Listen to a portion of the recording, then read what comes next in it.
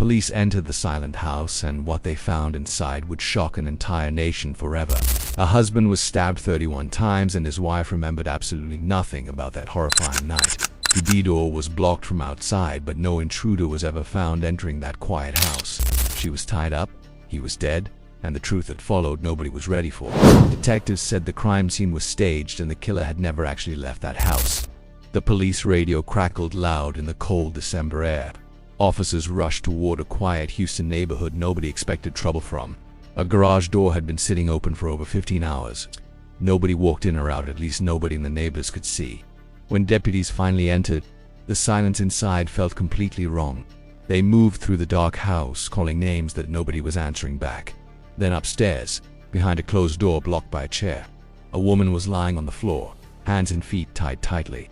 Her voice was barely above a whisper when she spoke. Just 30 feet away, in another closet, they found her husband. He was naked, brutally beaten, his body covered in blood. 50 injuries, 31 stab wounds, blood on the walls, blood on the furniture. A loaded gun was lying right beside his body untouched. Just hours earlier, they had been celebrating 32 years of marriage together. Now one of them was dead and the other could remember nothing. And the very first thing investigators noticed, no signs of forced entry anywhere.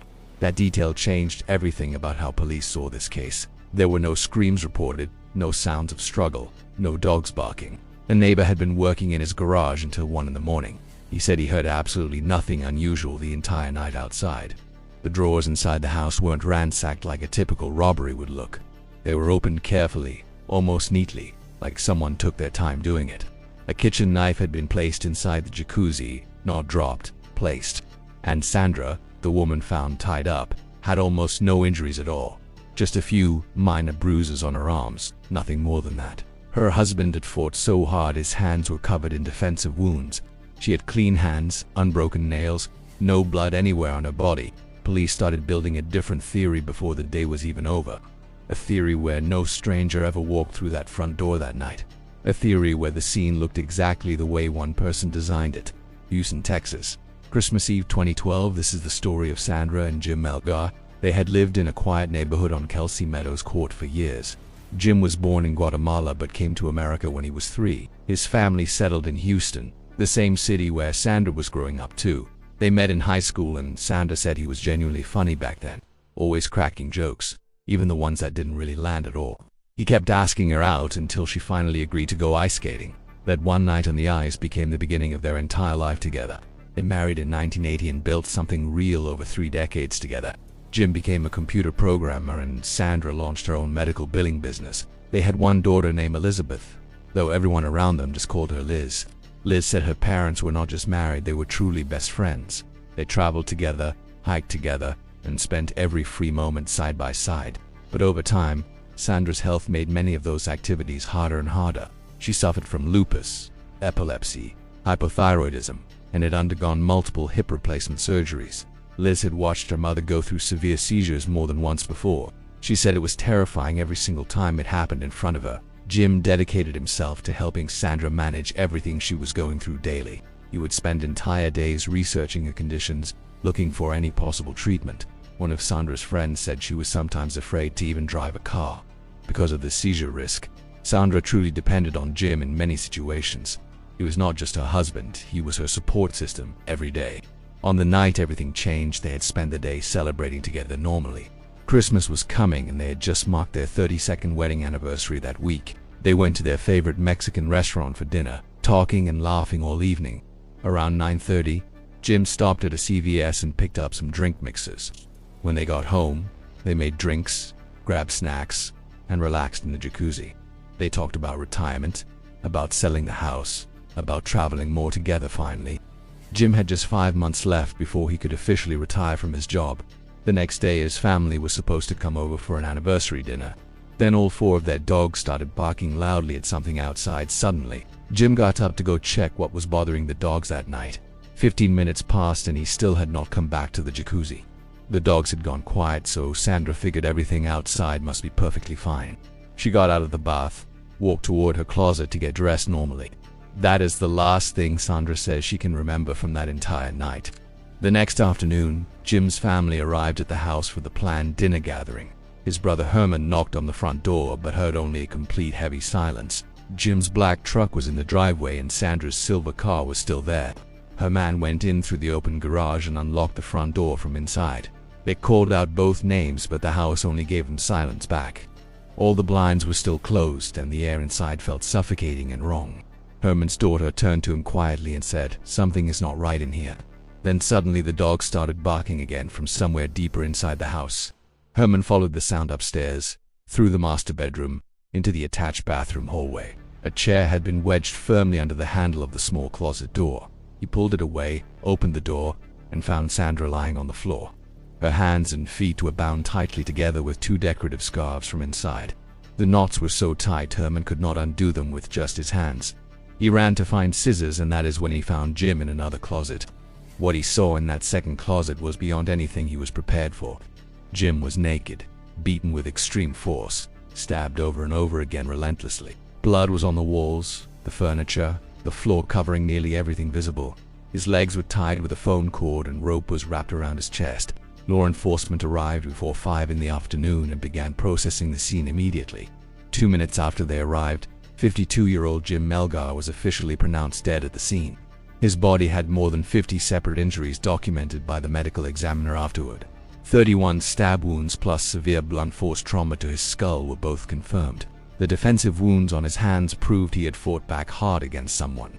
He did not run, he stood his ground and tried to protect himself. Sandra told a paramedic she remembered nothing after around 1 in the morning that night. She said she did not even realize nearly 15 hours had passed since then. When she woke up in soiled clothing, she understood a long time had gone by. She said her body felt exactly the way it always does after an epileptic seizure. The familiar muscle pain, the crushing headache, she recognized those sensations immediately that morning. Investigators examined her and found no signs of any head trauma or serious injury. No significant scratches on her arms or hands despite being tied up so tightly. That detail stood out to every investigator who reviewed the evidence from that night.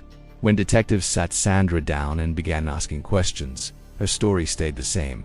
She remembered the jacuzzi, the dogs barking, Jim getting up to check outside. After that, she said, her memory simply cut off completely like a light switch.